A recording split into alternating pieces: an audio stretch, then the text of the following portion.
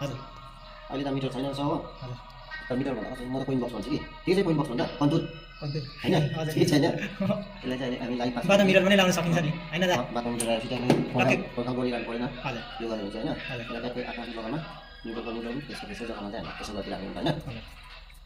सजिलो सजिलो। आफूलाई काम गर्नु बाटो सजिलो बाटोमा कहाँ भेन्डर ढुक्क सामान पाउनु यो पेस भयो होइन यो पनि यसलाई एउटा ट्याक यसरी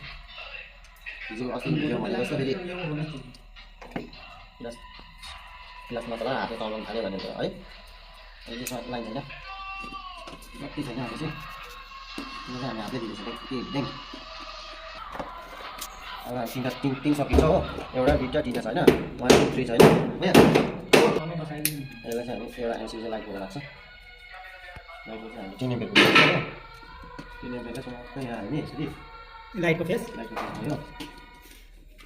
एउटा रुमबाट 3टा सर्किट निस्किन्छ फेस एउटा रुममा 3 सर्किट पावरको दुईवटा लाइटको एउटा अब यसमा चाहिँ मालिकको तार चाहिँ बेसी जान्छ हो हजुर तर अब राम्रो आफ्नो आफ्नो एउटा काट्दा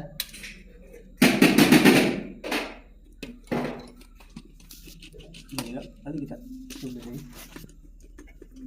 त्यो चिसो छ नि त होइन हिटरले चलाउँछ भनेर अलग अलग सर्किट राख्नु भएको एमसिबी हिटर गिजर है अब अलग अलग 3 सर्किट बनाएको छ अब गिजरमा छ दुईवटा गिजर र हिटरको पावर ब्याङ्क एउटा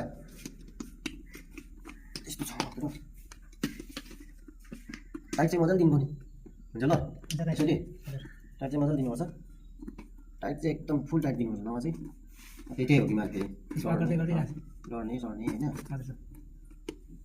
अब त्यो त बेसी त भोकी चाहिँ नहाल्न होइन बेसी होइन हजुर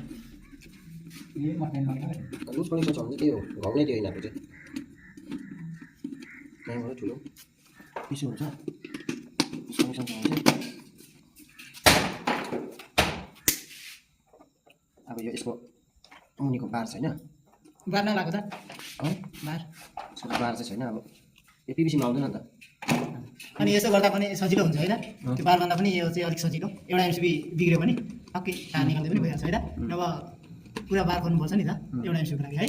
तर योभन्दा छ भने चाहिँ बाह्रै लाग्यो राम्रो त्यो बार लगायो भने चाहिँ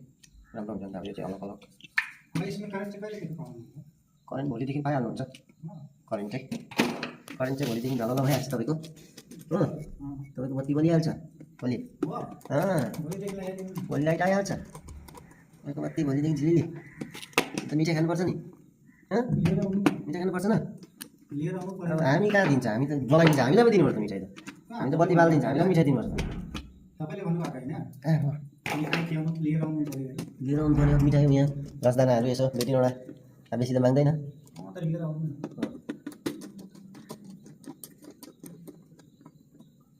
अन्त त खुसी हुन्छ